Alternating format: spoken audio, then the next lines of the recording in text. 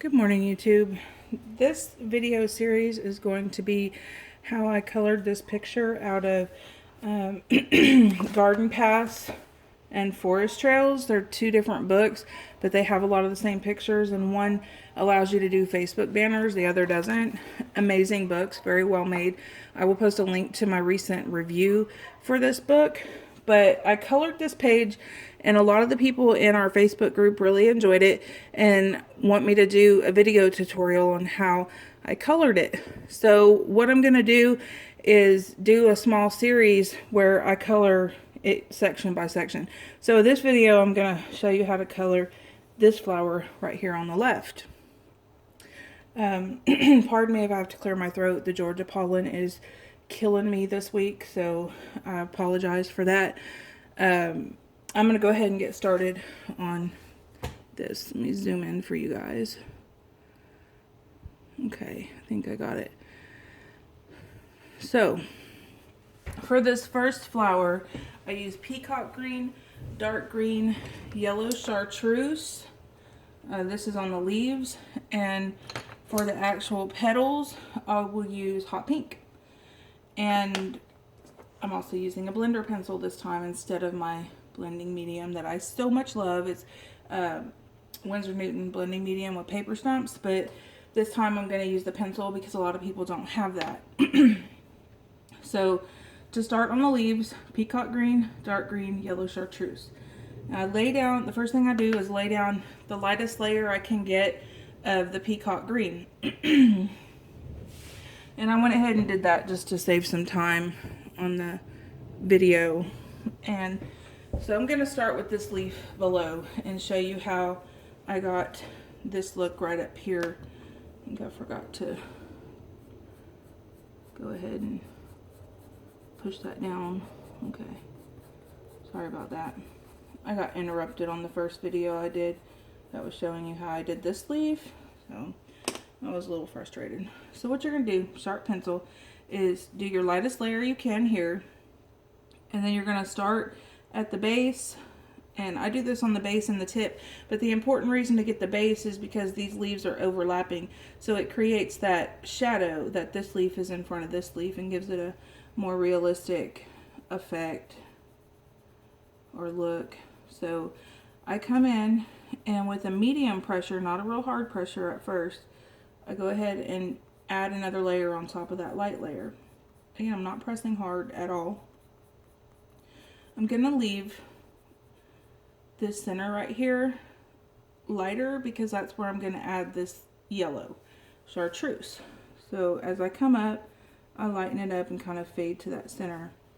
And I'm going to do the same with the tip right here. Medium pressure, and as I come down, lighten it up and just kind of fade it out. The more layers you put on top of these, the darker it gets. One thing I love about Prismacolors, they layer and they blend so well. I did use other color pencils on here and it worked fine too. I just prefer the Prismacolors.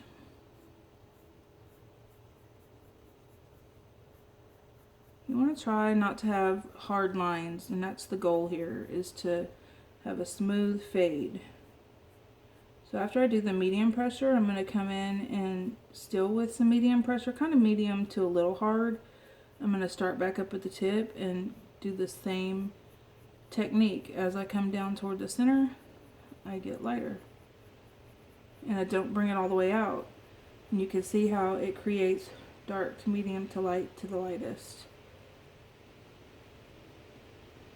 If I do come out, just very, very lightly. So I'm going to do the same thing one more time. I haven't done it down here yet, so a little medium to hard pressure. Same technique. Dark to light.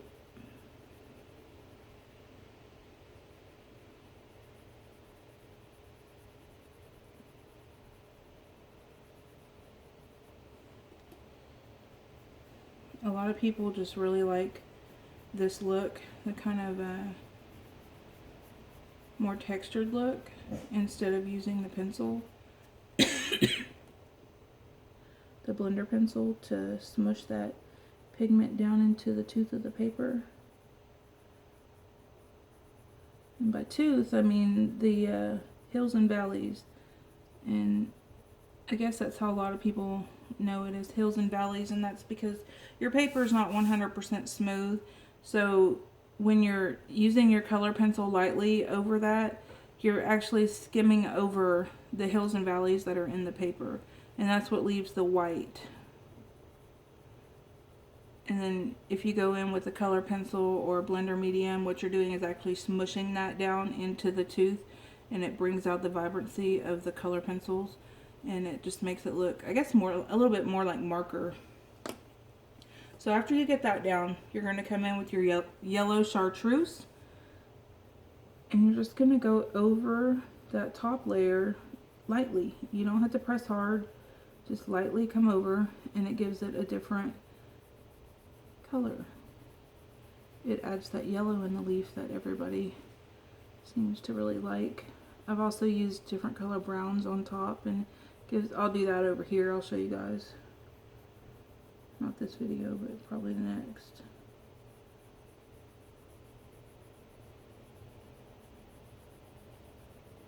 You can see how that creates the look of different colors.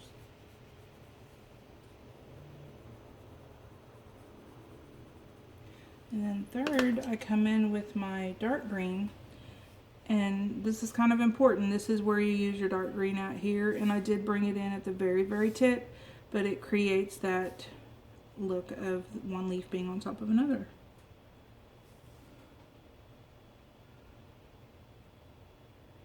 I'm going to keep it at its darkest right by the sleeve, and I'm going to do the same thing, same technique. As I come up, I'm just going to go a little bit lighter, and I'm not going to bring that dark green all the way out. I'm going to leave it right here where it's at.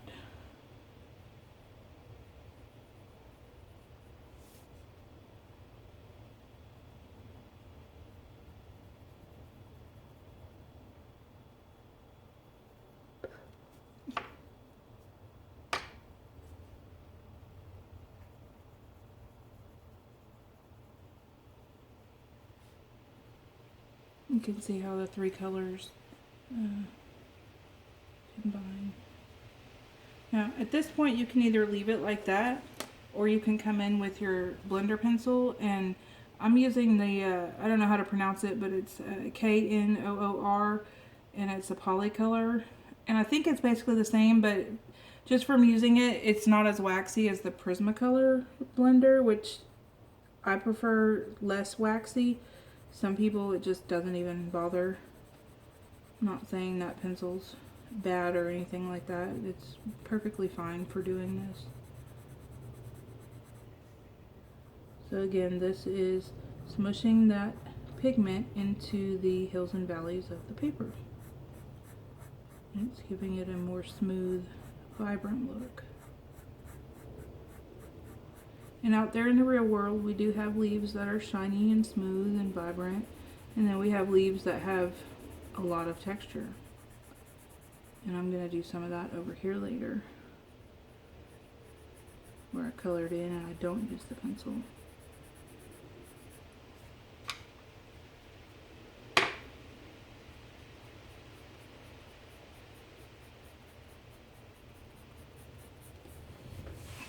See how that looks. Very pretty. So now I'm going to come up and do this one right here for you. And that's probably, I don't know, I might do the whole thing, but after this leaf I'll go to the flower. I like using a makeup brush. Of course I would drop it.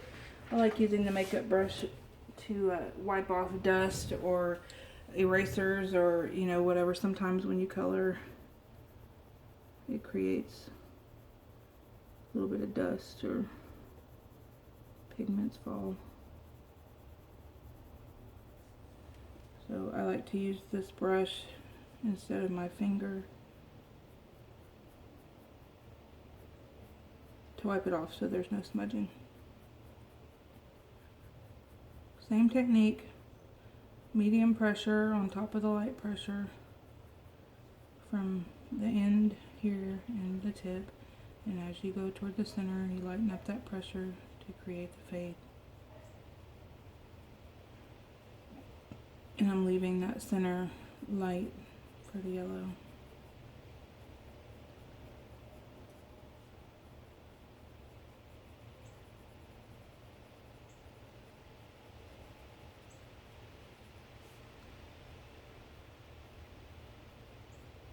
I'm going to come back in with a third layer and make it darker at the tip.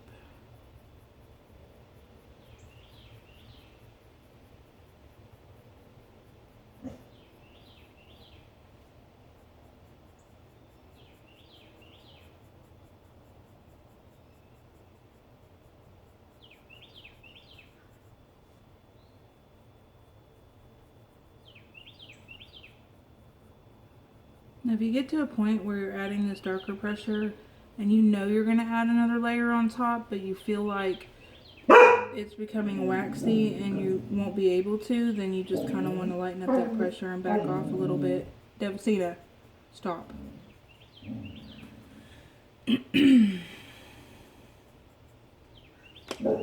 Hey. Excuse me. Okay, sorry about that. So now I'm at a point where I'm going to come in with this yellow chartreuse and just lightly go over wherever I want the yellow.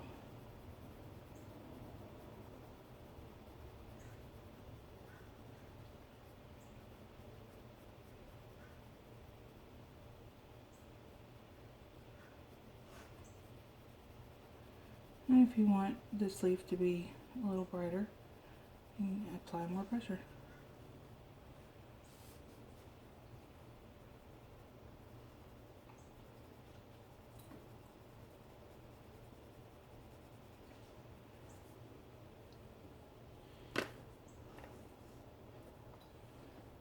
Okay, now I'm going to come in with that dark green.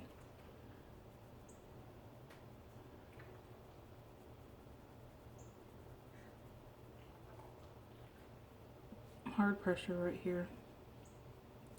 You want to get that dark, noticeably darker.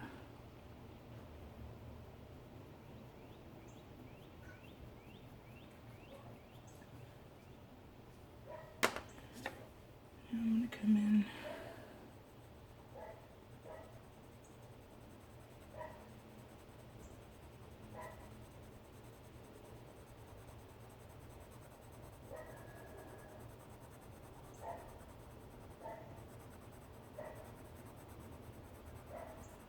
neighbor's dog.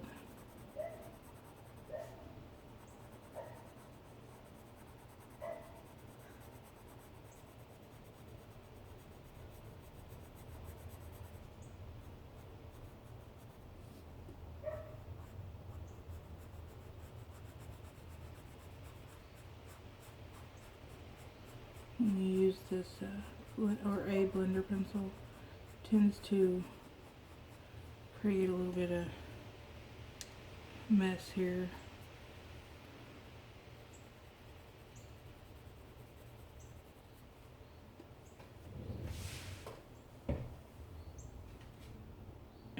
Okay, so now I'm going to move over to the flower. Okay, so for this one, you're pretty much just going to need the hot pink. I remember how I did it.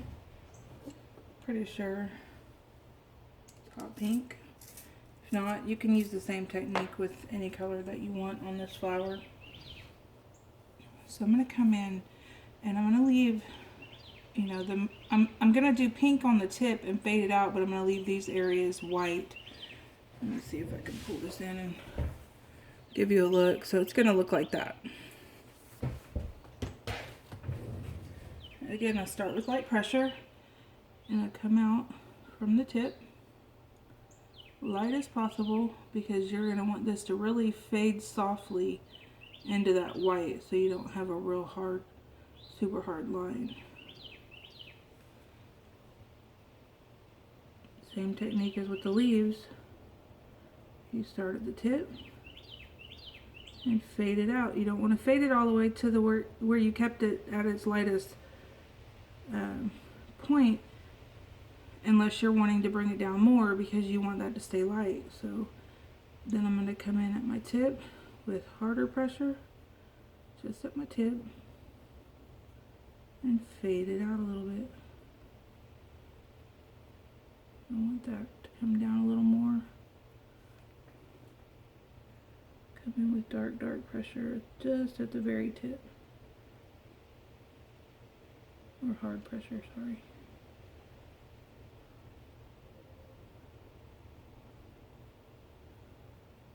Like so. Now if you wanted to, you can even come in either when you're done or with each leaf and come in with the fine liner, like a hot pink fine liner, and just barely touch it to that tip, and it will give it that extra little pop of darkness.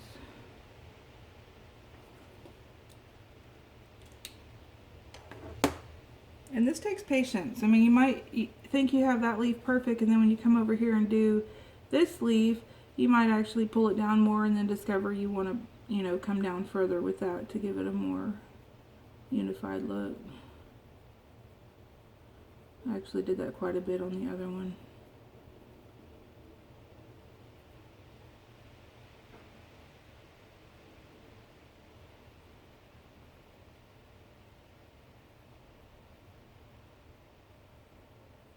If you like this video and if it helps you, don't forget to subscribe. Pass it around, show your friends.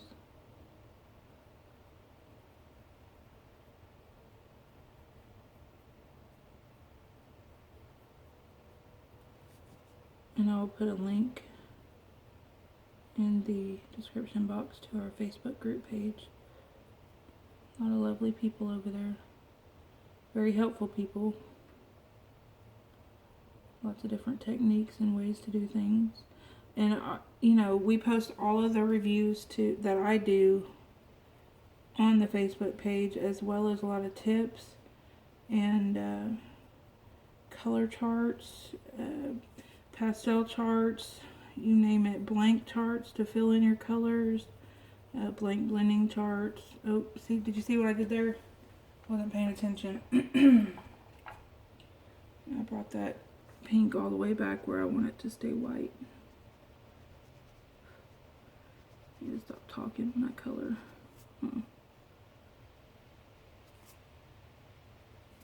Okay. Start at the tip.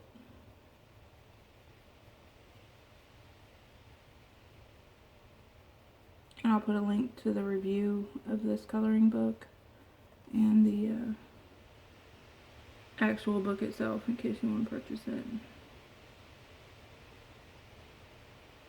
I really hope these videos help you guys out. As I've said before, I'm not an expert. There's people out there that are way more talented than I am and can do things that I only imagine I can do. But I can teach you what I learned along the way.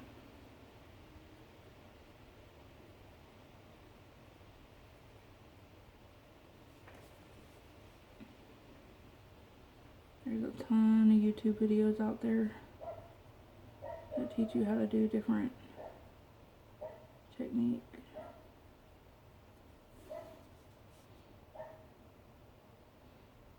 Now later in this video series, when I come over to one of these plants, I do use Faber-Castell's Pitt pens, and they are a brush-tipped, water-based marker. The only reason I think they call them pens is because they kind of look like pins with a cap. Let me see. Like this. Oh, excuse me. And it has a brush tip on the end of it. But it is a marker. And you can blend the colors, and I'll show you how to do that as well. I'm sure you could use the same technique with some Copics or some chameleons or whatnot. I think the chameleons blend by themselves, sort of. I don't know. I don't have any. I wish I did, but they're pricey. The Copics are so expensive because they're refillables. The Pitt pens are not, but you can also buy the Pitt pens open stock. I bought the box set for 60 bucks. No, I'm sorry, 60 pens for about 120. But it was well worth it. They have skin tone sets, they have landscape sets, they have blues, manga, grays, they have grayscale sets. Make sure I'm still on camera. Okay.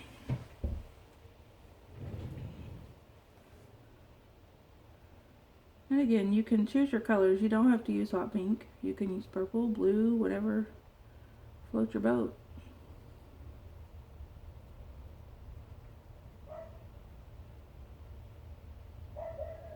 You can use different color greens. You don't have to use what I use. The dog is driving me nuts. Let me go see if I can shut that door.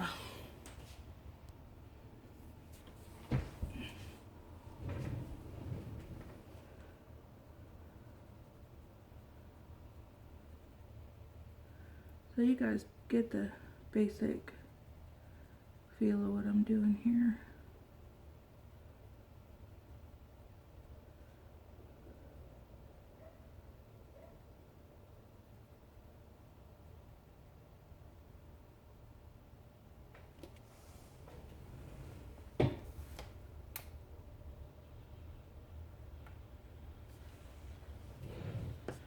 Okay, I'm gonna come back in with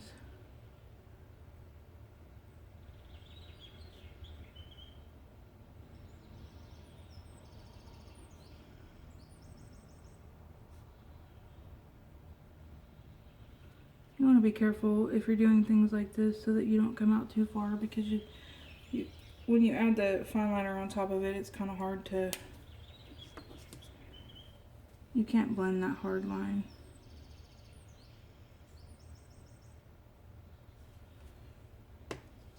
Okay, so I'm just going to show you guys how I do this. Exact same technique, smaller area.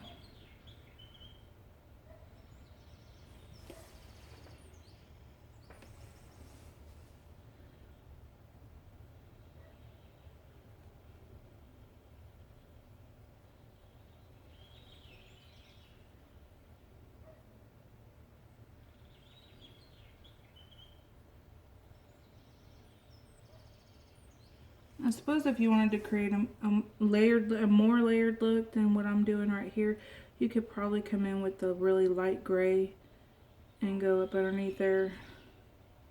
I'm not gonna.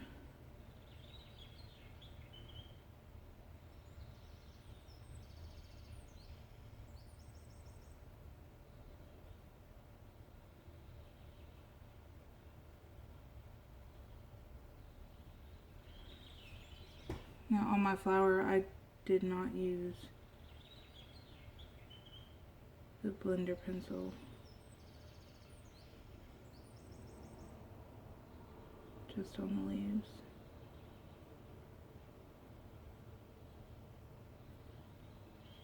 Because I really did not want to mess up this fade, seeing as how I just used one color.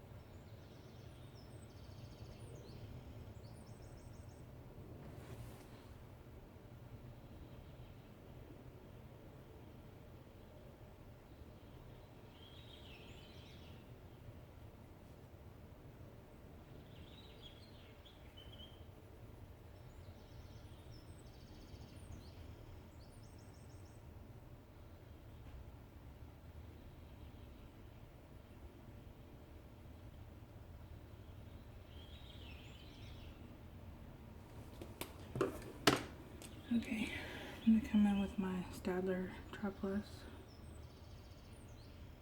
and just touch those tips.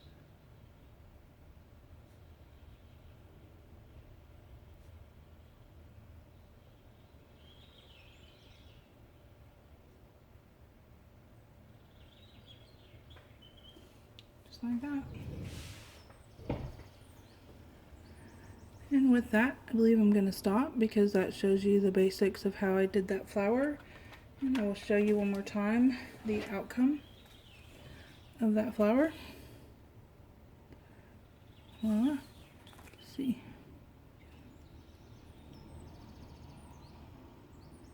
I think the next video I'll show you guys how to do this corner and maybe these butterflies. So look forward to it.